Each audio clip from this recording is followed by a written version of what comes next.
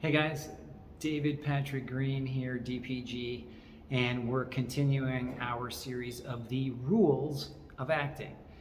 And today's rule is one that you're not going to believe I'm able to dispel, but it's true, and the rule is you need headshots to be a professional actor. Of course, that's not true.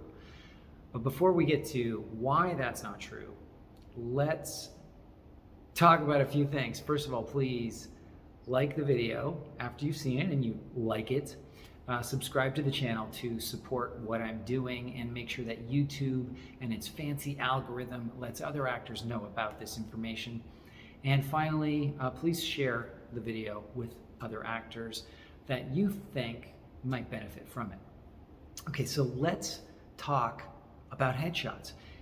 You know, typically when you meet somebody or you see an acting job posted online, it says submit your headshot. And if you said to a producer or a director or a casting director or an agent, I want to work with you, they'll probably say, oh, well, send me your headshot. And what does a good actor do? They do what they're told, right? They follow the rules. But we're all about not following the rules. So how do you avoid following the rules that say you need a headshot? Well, first of all, don't take any, because you can't give somebody something that you don't have.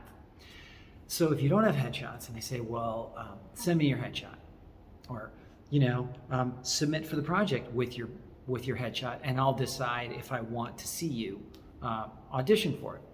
Well, you've just got to be creative and you've got to use yourself, which is what you want to use to represent you. A headshot can never do a very good job of representing who you really are, and the only thing that matters as to whether you get this job is not your picture or your resume, but frankly who you are and can you actually do the job. And the only way anyone can know if you can do the job is to put yourself on tape, so to speak, on digital, so to speak, and show them what you can do. Okay, so what you should just do is find a way to get a hold of the people that are producing or directing the project and say, listen, I don't have a headshot. I'm getting them, or I don't feel that it will benefit you to see my headshot. I've already done the research of this project and this role, and I know I would be perfect for it. So just let me prepare it. If you don't already have the auditioning material, meaning the sides, the pages, then just tell them that that they need to trust you, that you're going to do an amazing job. And if you believe in yourself enough to say that, there's a very good chance that they will believe it. And I know some of you are like, oh, but I could never do something so bold, or that sounds crazy to me. Trust me, if you want to really succeed in anything in life, you have to do things that sound crazy to other people. And the only reason something like this sounds crazy to other people, and maybe yourself included, is because you're scared that it's somehow going to affect you negatively. You're going to get in trouble. You're going to have to bother somebody to even ask them for this information. Like, it's online. Why do I have to call them, David? Well, you have to call them because your chances of getting hired are so much greater if you've spoken to somebody and they know you just a teeny bit than if you are a complete stranger to someone. And if you don't believe me, think about it yourself. If you were hiring people for a particular job, let's say you own a ditch and you need some people to dig that ditch out, clear out the mud. What is the first thing you're going to do? I'll tell you what it is. You're going to think of who you know that could do the job. And you'll start with the people you know the best. But then if somebody just called you the other day and said, hey, I don't know if you need any ditch diggers, but I can dig good ditches. And you go, no, I don't need a ditch digger. So bye. Even that person is now top of your list because they introduced themselves as a ditch digger. Okay, so even if you're barely past stranger, anything is 1,000 times better than a complete stranger. Okay, so they think of who they know, then they'll ask everybody they know if they know someone, and finally, if they are forced into doing it, they will put it out on the internet.